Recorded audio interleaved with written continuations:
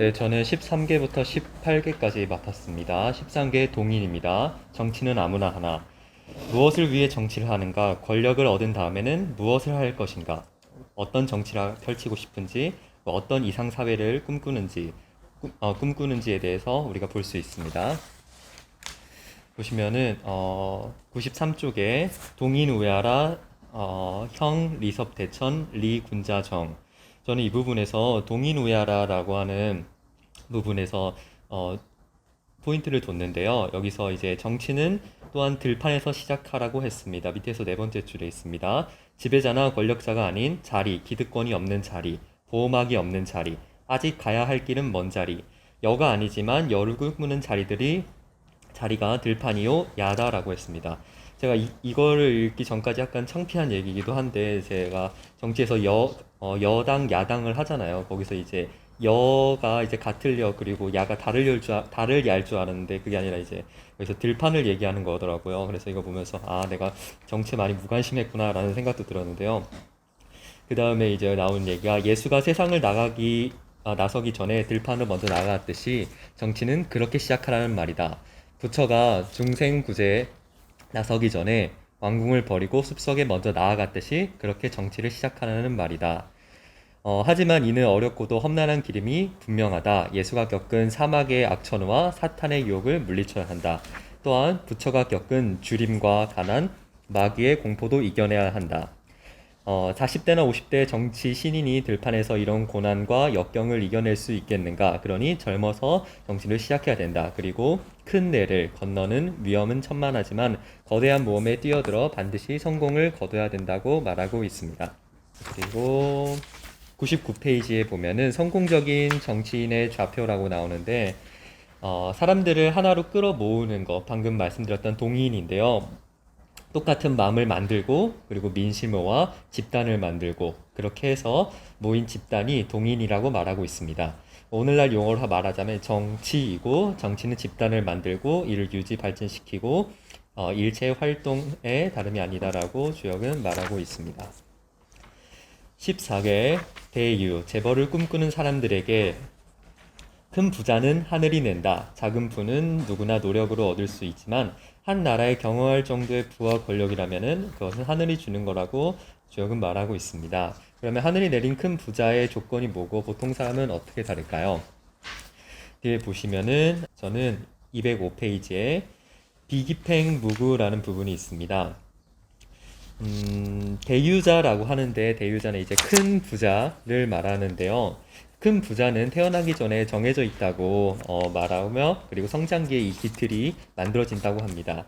근데 이제 비기택 무구에서는 어떻게 해야 그렇다면 우리는 평범한 사람들이 이제 부자가 될까에 대해서 나오고 있습니다. 주역은 대유자의 조건 가운데 하나가 바로 겸손과 건박함을 이야기합니다. 팽은 요란하게 치장하고 거창하게 행동하는 것을 말하고 대유자는 겉으로 드러나는 몸가짐과 행동을 이렇게 성대하고 요란하게 해서는 안 된다는 것을 이야기하고 있습니다. 15개 겸을 배우려는 사람들에게 강한 자만이 겸손할 수 있다고 이야기합니다. 겸양은 군자도 인격 수양을 완성했을 때야 비로소 도달할 수 있는 경지인데요. 잘 익은 벼야 고개를 숙일 수 있고 한편 진정한 겸양은 무조건 베풀거나 받아들이는 게 아니라 대의를 해치지 않는 것에 대해서 무력을 써서라도 응징하는 것이 경함의 참 모습이라고 이야기합니다. 저는 이 겸에서 12페이지 보시면은 로겸 군자 유종길 그리고 무불리 휘겸이라고 이야기하고 있습니다. 저는 이거를 보면서 이제 로겸은 사람이 노력을 통해서 얻을 수 있는 겸양의 도리이고 천부적으로 타고나지는 못했지만 부단히 노력하고 공부해서 깨달은 게 바로 이것에 속하는데요. 그래서 우리가 학문과 겸양으로 인격을 완성한 군자가 유종의 미를 거두니 또 역시 길하다고 했고 그리고 무분리 휘겸 휘겸도 분리할 것이 없다는 말인데요. 휘겸이라는 게 생각과 행동이 세상에 걸릴 것 없이 자유로우면서도 겸도를 깨달아야 누구에게 폐가 되지 않는 경지를 이야기하고 있습니다. 그러니까 아무런 욕심 없이 겸의 도를 행하고 분리함 없으면 당연한 일이라고 이야기하고 있습니다. 네, 16개 큰 일을 계획하는 사람들에게 그렇다면 이 계획을 어떻게 세워하고 우리는 지켜야 할까요? 남들과 다른 성공의 이면에는 항상 남들과 다른 계획이 있습니다. 남들과 똑같이 계획하고 실행하는 사람은 남들과 다른 성취를 이룰 수 없겠죠. 그래서 우리는 어떻게 계획을 세워야 되는지 이 예에 나와 있습니다.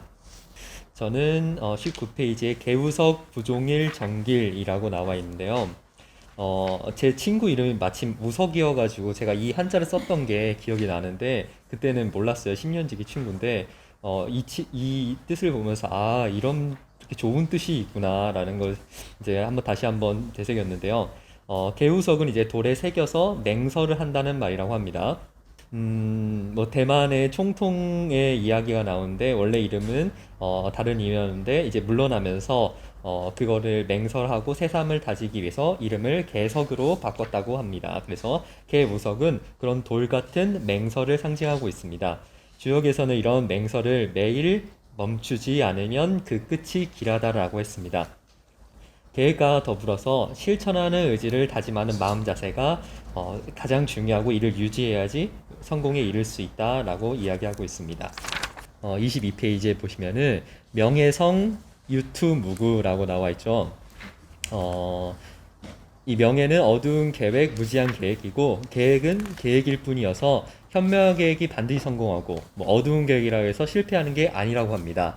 비록 어두운 계획이라고 하더라도 얼마든지 성공할 수 있고 이렇게 성공한 사람이라도 성공 자체에 도취되지 않고 자신을 반성하고 바꾸어 변신하면 허물이 없다. 그리고 계획을 세웠으면 반드시 성공해야 되고 계획이 비록 잘못됐더라도 결과가 좋으면 나중에 반성하고 다시 돌아질 여지는 얼마든지 있다고 말하고 있습니다. 그래서 잘못된 계획, 어리석은 계획 이런 건 없고 좋은 결과가 때론 나올 수 있지만 우리는 늘 좋은 계획을 세우려고 하지만 이것은 모르기 때문에 계획보다 실행이 훨씬 더 중요하다라고 이야기하고 있습니다. 17개 나서기를 좋아하는 사람에게 난세를 헤쳐나가는 신민들의 처세술이라고 합니다. 앞에 나서지 않고 묵묵히 따르기를 좋아하는 사람들은 본시 허물이 없다. 그러나 세상은 점점 더 복잡하고 혼잡스러워서 평범한 사람들조차 허물 없이 살아가기 쉽지 않다. 자신의 위치를 지키면서 평화롭게 어떻게 살아갈 수 있는지 이 수 파트에서 보도록 하겠습니다. 27쪽에 관유투 정길 출문교 유공 관유투는 자리에 큰 변화가 있다는 말입니다. 정치적 격동과 사회적 혼란, 기업에서 커다란 소용돌이가 몰아칠 때를 말하고요. 이럴 때 수의 도를 따르는 사람은 자기 자리에서 마지막까지 잘 지켜야 길하다라고 하고 있습니다.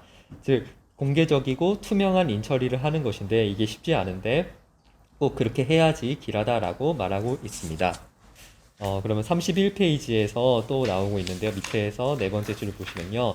주역은 또한 난세에 처한 관료나 정치인이 취해야 할 세 가지 행동의 준칙을 제시하는데요.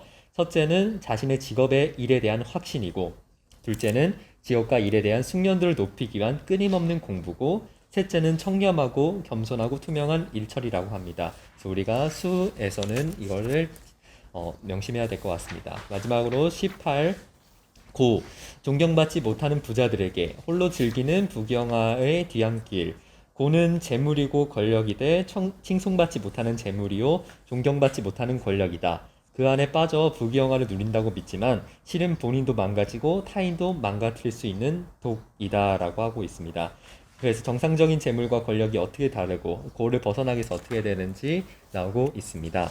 39페이지 포기하고 어려운 게 우리의 부귀영화인데 밑에서 두 번째를 보면은 고를 직역하면은 독입니다. 즉 나쁜 돈과 권력입니다. 하지만 반드시 더럽다고는 할 수 없고 법을 동원해서 처벌할 수 있는 악도 아닙니다.